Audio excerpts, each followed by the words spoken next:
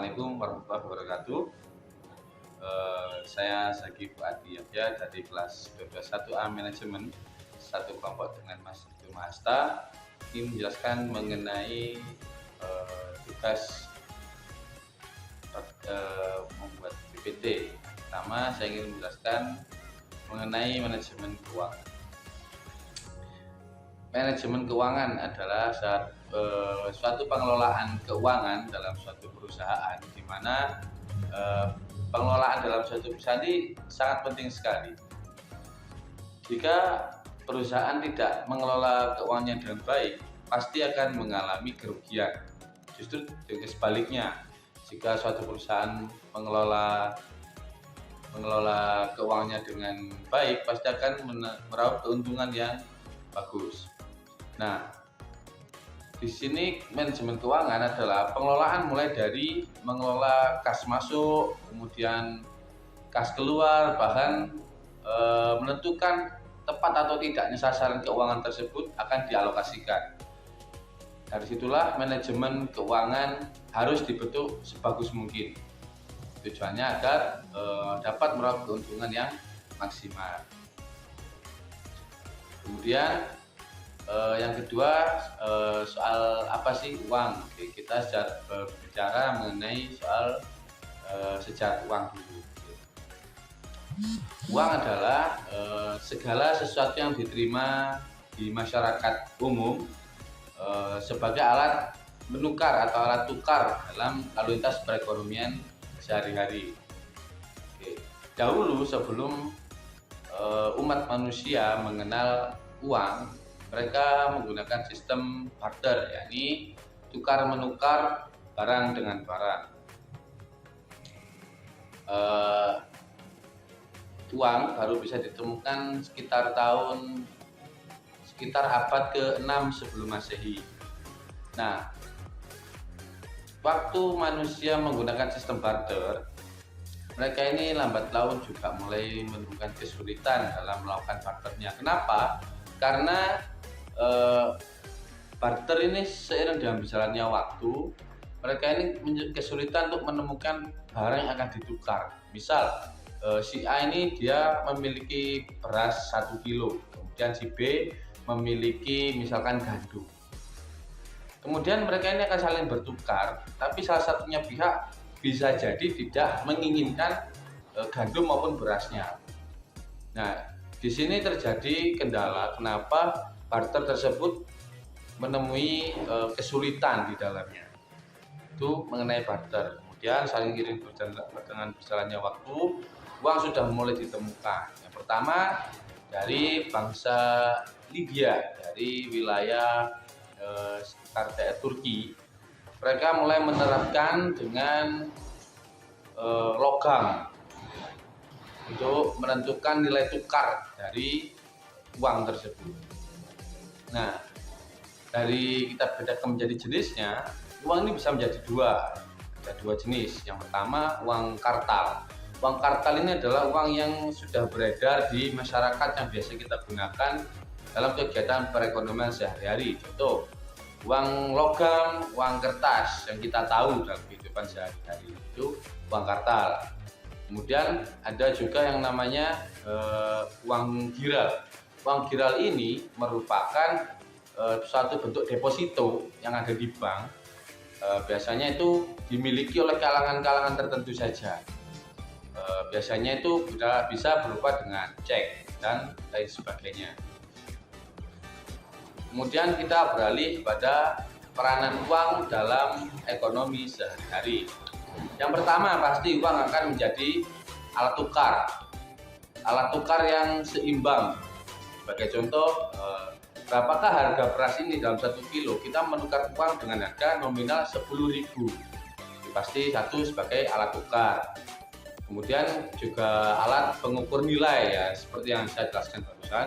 Berapa nilai suatu barang ditentukan dari nominal beserta jadinya rupiah yang akan dikeluarkan. Kemudian yang ketiga, standar pembayaran. Jadi setiap transaksi sekarang sudah menjadi standarnya, sudah menjadi suatu hal yang sudah seharusnya dilakukan setiap kali pembayaran itu harus menggunakan uang sebagai standar pembayarannya. Kemudian yang keempat adalah alat penimbun kekayaan.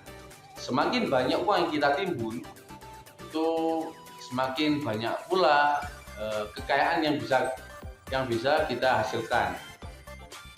Contohnya kan kalau orang kaya pasti keuangannya pasti banyak, berbeda dengan yang tidak kaya. Kemungkinan uang yang mereka simpan tidak sebanyak yang dilakukan oleh orang kaya.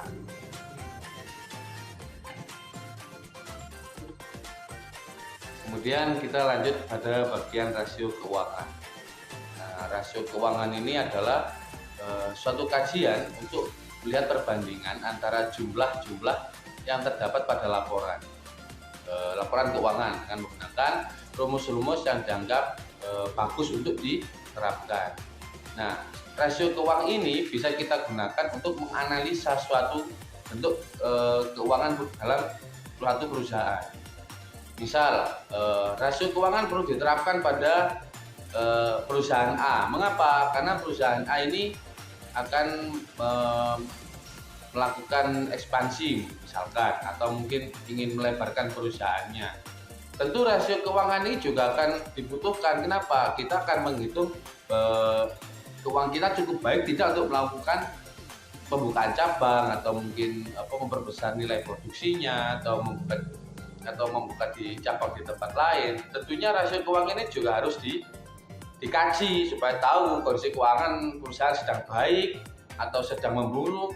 Nah, kemungkinan besar dengan ada rasio keuangan ini, setiap manajer ataupun pengelola perusahaan akan menentukan kebijakan-kebijakan mengenai keuangan yang ada di perusahaan tersebut. Kemudian ada yang biasa kita sebut dengan likuiditas. Nah, likuiditas ini adalah sebagai alat yang dapat digunakan untuk mengukur seberapa besar kemampuan perusahaan dalam memenuhi kewajiban lancarnya, kewajiban keuangannya. Bisa nggak sih kita membayarkan utang kepada perusahaan ini misalkan. Itu bisa ditentukan melalui yang namanya likuiditas ini. Nah, likuiditas ditentukan menjadi dua, yakni ada likuiditas badan usaha dan likuiditas perusahaan. Likuiditas dalam badan usaha ini untuk memenuhi kewajiban keuangan kepada pihak ketiga. Nah, membayarkan hutang kepada pihak ketiga. Kemudian ada likuiditas perusahaan, yaitu likuiditas kemampuan perusahaan. Bisa nggak sih kita melakukan produksi lebih banyak lagi? Nah, ini sistem keuangannya bisa dianalisa melalui likuiditas ini. Oke, kemudian masuk pada bahasan current ratio. Jadi atau yang bisa disebut dengan rasio lancar. Nah, jadi yang dapat mengukur kemampuan suatu perusahaan untuk membayar kewajiban jangka pendek maupun jangka panjang dalam kurun waktu 1 tahun. Yang dihitung dengan membandingkan semua aset dengan kewajiban lancar perusahaan dan utang perusahaan. Rasio ini biasanya digunakan dengan rasio cepat dan rasio kas. Nah, biasanya rasio lancar juga disebut dengan rasio modal kerja. Perhitungan rasio lancar ini digunakan untuk mengetahui tingkat kemampuan perusahaan dalam memenuhi kewajiban lancarnya dengan aktiva, dengan barang-barang yang ada di perusahaan. Nah, itu jenis aktiva dapat dengan segera ditukar dengan kas. Maksudnya barang-barang di perusahaan ini bisa nggak sih diuangkan dalam periode 1 tahun. Jika rasio lancar sebuah perusahaan memiliki nilai di atas 1,0 kali, berarti perusahaan tersebut mempunyai kemampuan yang baik dalam melunasi utang lancarnya. Namun jika perusahaan memiliki rasio kurang dari 1,0 kali, maka perusahaan tersebut dalam membayar utangnya diragukan. Kenapa? Karena keuangannya bisa jadi aktivanya bisa jadi kurang baik. Kemudian dapat rasio lancar dapat menunjukkan margin amannya terhadap kreditur pada jangka yang pendek. Rasio lancar yang lebih tinggi selalu menguntungkan daripada rasio lancar yang lebih rendah, karena menunjukkan perusahaan tersebut dapat lebih mudah melakukan pembayaran utangnya secara lancar. Untuk rasio juga. Kemudian ada yang namanya cash ratio, yaitu kemampuan membayar utang yang segera dibayarkan dengan menggunakan kas perusahaan atau efek yang dapat diuangkan. Jadi berapa sih total kas yang ada di perusahaan? Apakah aman untuk membayarkan utang lancarnya perusahaan ini? Nah, itu biasanya ditentukan dengan satu rumus, yakni cash ratio itu sama dengan kas ditambah efeknya berapa yang bisa diuangkan, kemudian dibagi dengan utang lancar. Oke.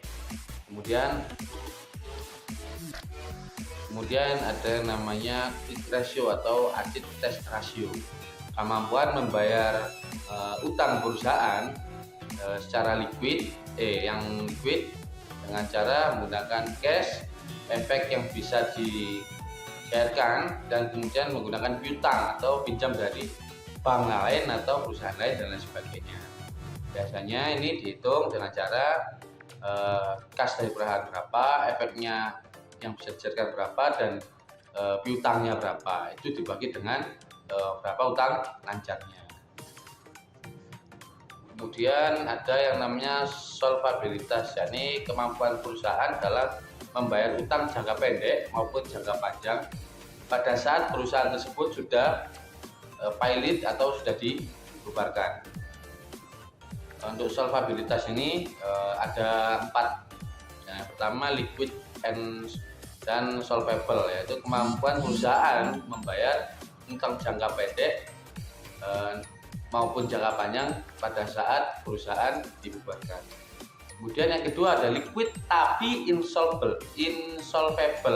Ini perusahaan memiliki keuangan yang layak untuk membayar hutang, tetapi tidak layak untuk membayar hutang setelah perusahaan dibubarkan. Otomatis keuangannya kurang sehat untuk membayarkan hutang setelah perusahaan sudah bubar. Kemudian ada juga solvable dan illiquid. Perusahaan yang mempunyai kondisi keuangan yang layak setelah dibubarkan, tetapi tidak bisa membayar hutang jangka pendeknya.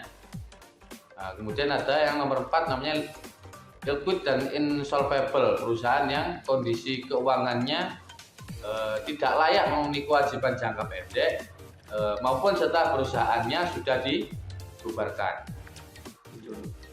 Kemudian kita masuk pada yang namanya rentabilitas, yakni kemampuan perusahaan dalam menghasilkan laba atau keuntungan dalam periode tertentu. Yang pertama net profit margin, keuntungan yang dihasilkan dari keuntungan hasil penjualan dari perusahaan tersebut. Biasanya dirumuskan dengan net profit margin, keuntungan bersih setelah dikurangi pajak dibagi dengan penjualan bersih. Keuntungan yang memang murni didapatkan oleh perusahaan tersebut dari hasil penjualan. Kemudian return on investment, kemampuan seluruh aktifnya dalam menghasilkan keuntungan kotor. Biasanya dengan rumus keuntungan kotor setelah pajak kemudian dibagi dengan jumlah berapa aktifannya. Kemudian ada yang namanya rate of return for the owner. Jadi kemampuan modal sendiri untuk menghasilkan keuntungan kotor atau biasanya keuntungan kotornya yang dihasilkan dari modal sendiri atau cost marginnya maksudnya ya. Jadi biasanya dirumuskan dengan keuntungan neto setelah pajak itu dibagi dengan seluruh penjualan bersih dalam perusahaan tersebut. Kita lanjut ke subpoin tanggung jawab manajer keuangan. Manajer keuangan itu merupakan seseorang yang mengatur manajemen keuangan secara efektif dan efisien sesuai dengan apa itu manajer. Secara garis besar, tanggung jawab manajer keuangan itu ada yang pertama, melakukan proyeksi keuangan masa depan. Di sini yang dimaksud dengan proyeksi keuangan masa depan, yaitu seorang manajer keuangan harus bisa membuat perencanaan proyeksi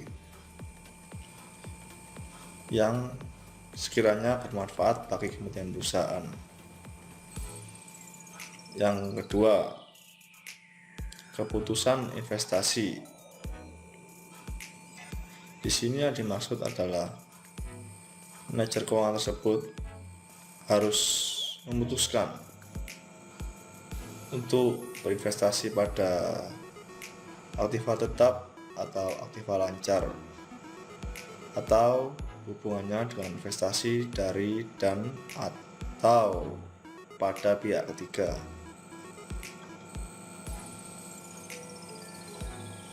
Dimana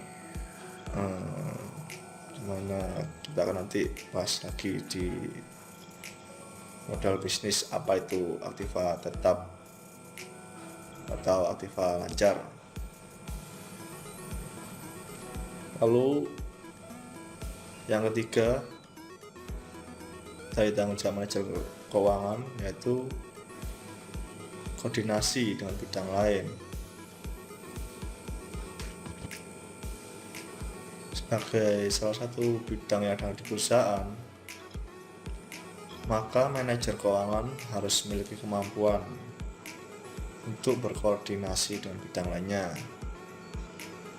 termasuk dengan bidang produksi, pemasaran, sumber daya manusia, legalisasi, dan lain-lain.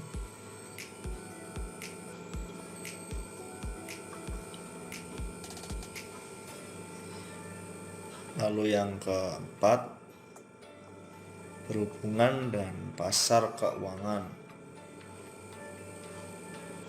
Pasar keuangan bagaimana?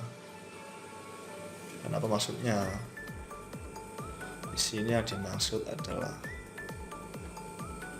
harus piawai berhubungan dengan pasar keuangan. Tugas manajer keuangan itu harus peka terhadap berbagai gejolak valuta asing di dalam dan di luar negeri, serta memperhatikan pergeseran suku bunga maupun nilai waktu uang.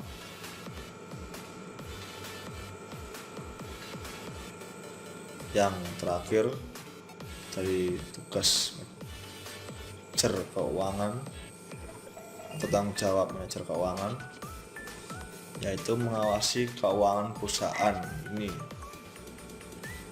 yang pastinya tugas utama manajer keuangan.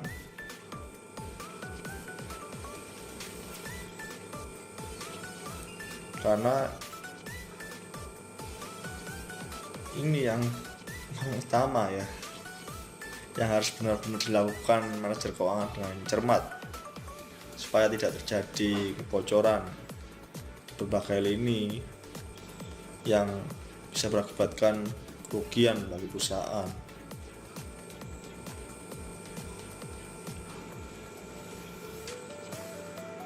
Ya, itu tugas-tugas dari secara besar tanggung jawab manajer keuangan.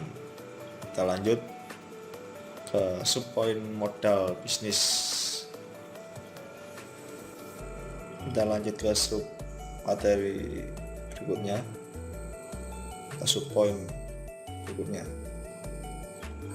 yaitu modal bisnis. Apa sih modal bisnis itu? Di sini saya mengambil arti, meskipun ada banyak pengertian para ahli ya, punya pengertian sendiri-sendiri.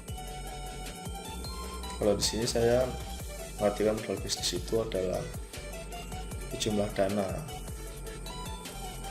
atau uang yang akan kita gunakan untuk mengembangkan bisnis kita atau kegiatan lain yang tujuannya untuk memperoleh keuntungan atau laba atau penghasilan juga bisa. Lalu pengertian yang saya maknai sebagai modal. Yang pertama itu modal itu identik dengan uang. Apa maksudnya? Menurut paham ini, orang yang modalnya kuat adalah orang yang memiliki banyak uang pastinya, sehubungan dengan banyaknya jumlah uang yang mereka miliki. Maka orang tersebut dengan mudah pastinya ya mendapatkan produk yang dia perlu. Pasti relatif mudah mengeluarkan bisnis yang cita-citakannya, uang. Yang kedua, pengertian yang bisa dimaknai, modal adalah barang berwujud atau aset.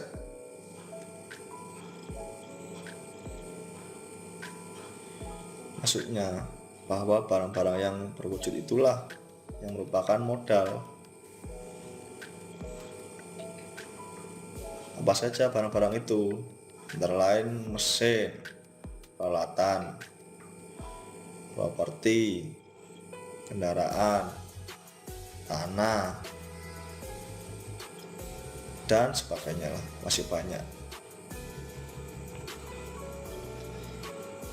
Orang yang memiliki barang berwujud berarti memiliki modal, karena barang tersebut dapat dipergunakan untuk berbagai tujuan. Lanjut, yang ketiga,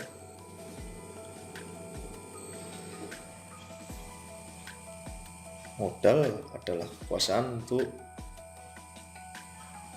menggunakan barang.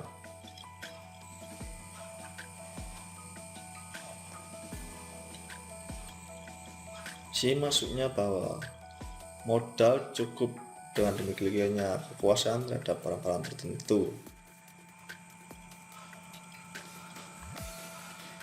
Misalnya, kekuasaan untuk memanfaatkan jenis properti tertentu yang dipercayakan oleh pemilik properti itu, misalnya pada sampean.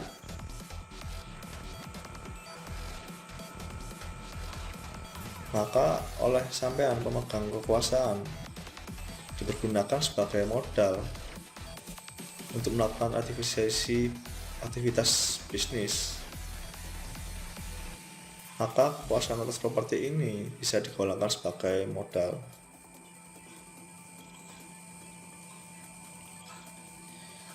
Lalu yang kelima dan terakhir, sebagai potensi nilai tambah.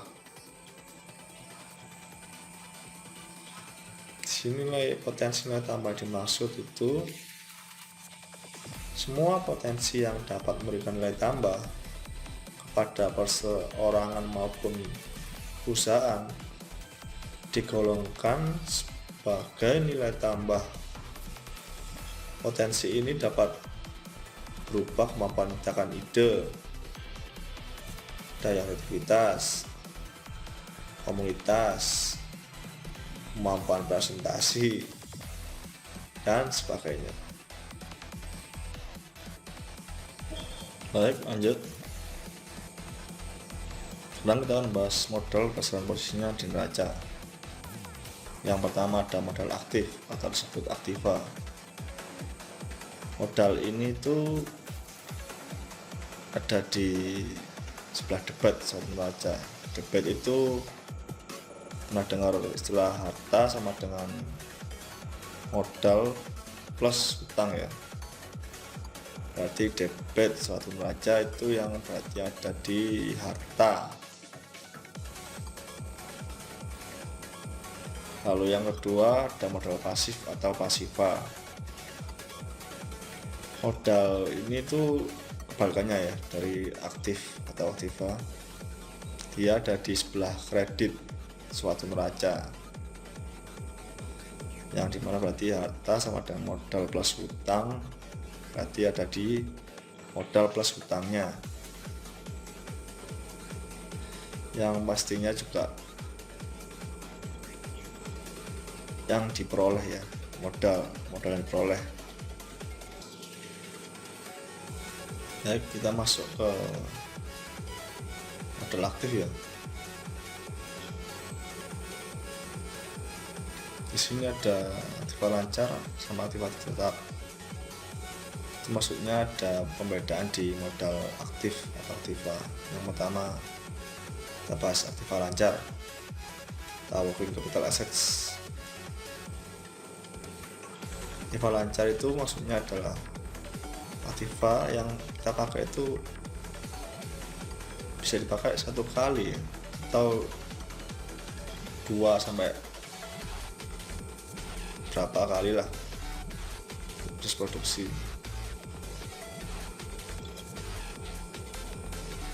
Di sini aktiva lancar yang dimaksudkan itu bisa berupa uang, hanya waktunya juga pendek, yang dapat diumumkan dalam waktu singkat.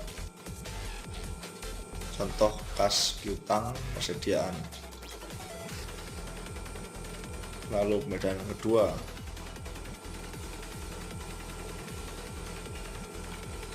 aktiva tetap atau fixed capital assets. Aktiva tetap ini tahan lama ya, karena tidak langsung habis dalam satu kali proses produksi, atau yang berangsur-angsur habis dalam waktu yang lama. Baik, sekarang kita akan membahas tentang klasifikasi aktiva tetap ya, atau fixed capital assets. Klasifikasinya ada yang pertama, aktiva tetap tidak habis. Di sini maksudnya adalah seperti yang ada itu seperti aset tanah ya. Tanah itu merupakan aktiva tetap yang tidak habis, tidak penyusutannya, maka nilainya pun naik terus, sama seperti emas yang terus naik. Lalu yang kedua, ada klasifikasi aktiva tetap berangsur-angsur habis. Di sini contohnya seperti bangunan atau properti, mesin, peralatan, kendaraan, semuanya itu masuk aktiva tetap berangsur-angsur habis karena ada umurnya. Lalu tentang modal pasif atau pasiva. Modal pasiva di sini dapat bedakan menjadi A. modal sendiri, B. modal asing.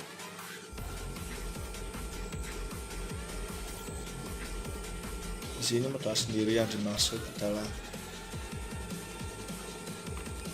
modal yang diperoleh dalam perusahaan ya, seperti investasi. Sedangkan untuk modal asing itu seperti modal pinjaman dari pihak eksternal,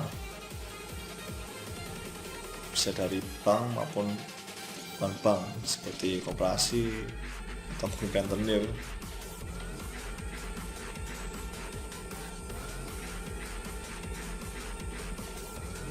Di sini bank yang akan memberikan modal itu biasanya akan melakukan pembelian terhadap unsur IMACE.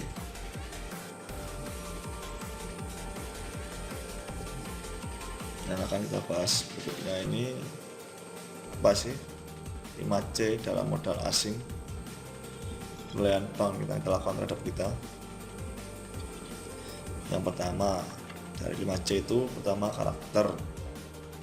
Unsur ini itu pastinya ya dari karakter sendiri, artinya sudah kepribadian, watak kejujuran itu ya juga kepribadian sampean. Yang kedua, kapasitas atau capacity, kemampuan lah ya. Untuk mengukur kemampuan kita sebagai peminjam untuk hasil keuntungan, kita mampu atau enggak nanti sekiranya melunasi utang kita pinjam ke bank. Lalu yang ketiga ada kapital. Di sini maksudnya adalah dari kapital itu kondisi ya, kondisi keuangan dari modal yang kita miliki saat ini.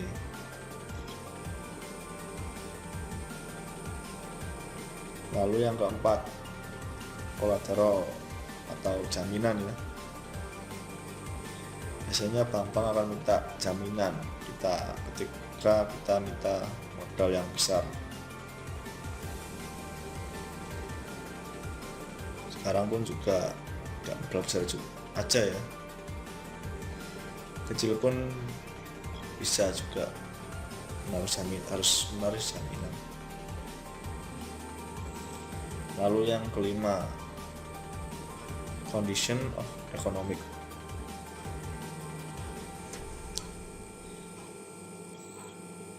Sesuai dengan bahasa Inggrisnya ya, kondisi ekonomi. Kondisi ekonomi yang tapi pada kondisi ekonomi kita yang seperti sebelumnya. Di sini dimaksud condition of economic itu kondisi ekonomi nasional dari daerah sesuai dengan bidang usaha yang akan kita jalankan. Lanjut, sekarang kita ada di subpoin terakhir, yaitu capital budgeting. Apa sih capital budgeting?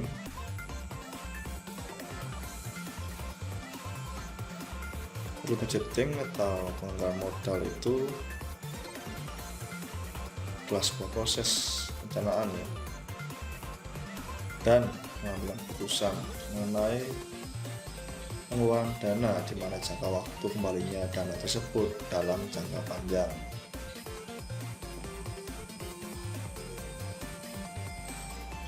Di sini kita menyusun ya, apa saja nanti modal awalnya, biaya investasinya, biaya produksi, biaya operasional. Lalu pentingnya capital budgeting bagi perusahaan. Kenapa sangat penting? Yang pertama, alasannya dana akan tertanam dalam jangka panjang. Di sini dana yang diinvestasikan akan tertanam dalam jangka panjang sehingga perusahaan perlu mempertimbangkan secara matang atas berbagai kelebihan dan kendala yang dapat muncul. Lalu alasan kedua, dana yang diinvestasikan dalam jumlah besar. Nilai investasi relatif besar sehingga perhitungan harus tepat supaya tidak terjadi kesalahan dalam mengambil keputusan. Lalu alasan yang ketiga, menyangkut harapan pada masa yang akan datang.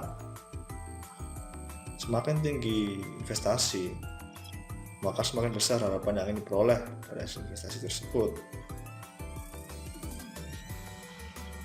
Lalu alasan yang kelima, kesalahan pengambilan keputusan berakibat fatal. Bila mana diperlukan sebelum keputusan diambil, dapat meminta pertimbangan dari ahli. Sini bisa berakibat fatal. Jadi langsung saja kita masuk ke contohnya ya, supaya cepat paham.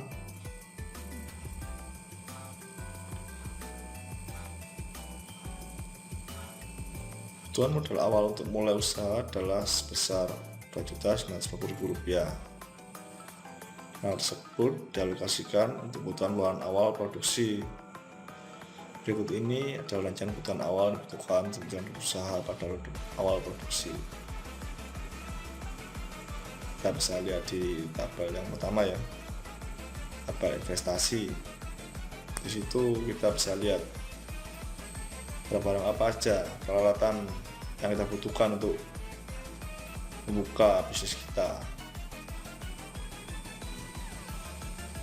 yang nantinya kita sebut semua ini sebagai modal awal yang akan nantinya dihitung totalnya nanti per tahun. Di sini juga kita bisa lihat atau kita hitung juga penyusutannya per tahunnya, dimana peralatan kita ini kan pasti punya umur ya, atau pasti juga turun harganya. Kalau kita jual pun kan sudah jual second, per tahunnya contohnya gerobak atau etalase ini tahunnya bisa turun 500.000 per tahunnya, bukan per bulan. Kalau per bulan cepat sekali turunnya.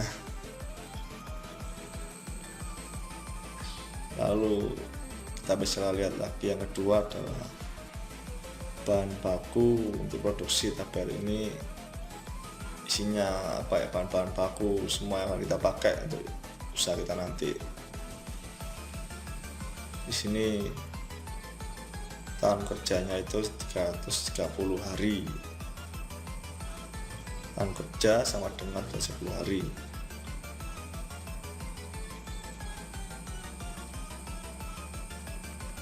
Ya sama seperti sebelumnya ya, cuman di sini tanpa penyusutan. Kenapa?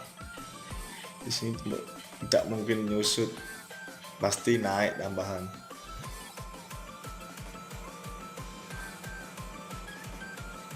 Lalu ada juga biaya operasional. Memang kelihatannya simpel ya, tapi tetap harus dihitung. Takutnya pasti kayak alasan yang terakhir, putusan yang fatal. Seperti listrik, air, gas, farmasi, promosi. Kan kita buat apa ini? Usaha kue di sini.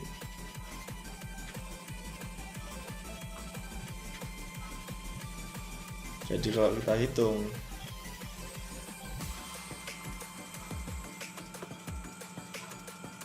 untuk mulai usaha pelanggan tergolong ini, rumusnya itu ini daya peralatan plus biaya bahan baku plus biaya operasional sama dengan anggaran modal awal atau capital budgeting.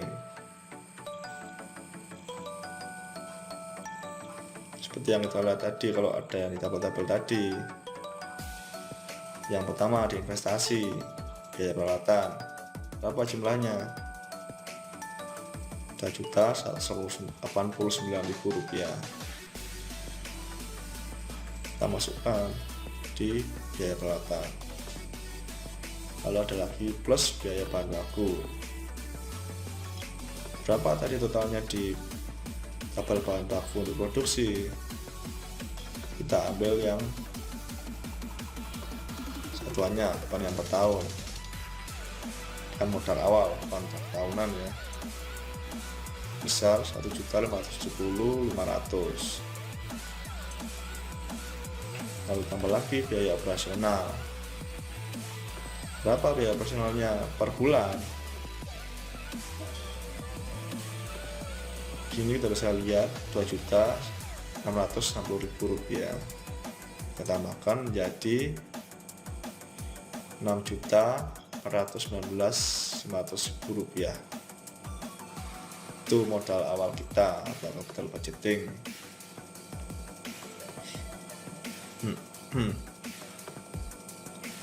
Sedangkan untuk total biaya, misalnya kalau kita usaha kita ini lancar, jadi bisa kita simpulkan dari total biaya kalau per tahunnya. Saya kita lihat biaya investasinya kalau per tahun besar 2.369.000 rupiah.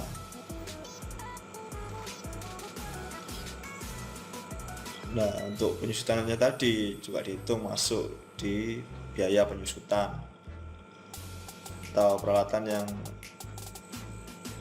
selalu turun ya, kan udah lama kita pakai, pasti harganya juga menurun sebesar Rp790.500 dari tabel yang saya tunjukkan tadi per tahunnya. Lalu ada biaya produksi, berapa dari total per tahunnya dari tabel yang saya buat tadi, kan ada per tahunnya kan 12 bulan ya, berarti dikali 12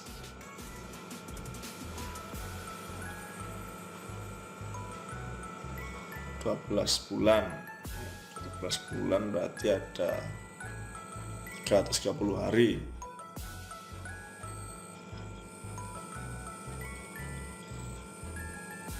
Nah, jadi semuanya totalnya dari biaya produksi itu kan perharinya kan produksi ya, kalau di total jadinya Rp121.065.000 per tahunnya.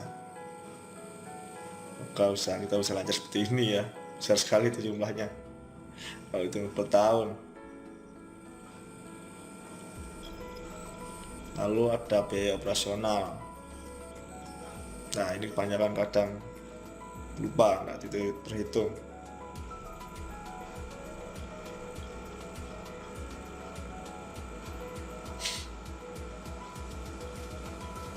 Kalau total biayanya berarti dari tabel yang saya buat tadi sebesar Rp31.910.000 per tahun. Nah, ini data-data ini nanti ini isinya anggaran modal awal atau capital budgeting.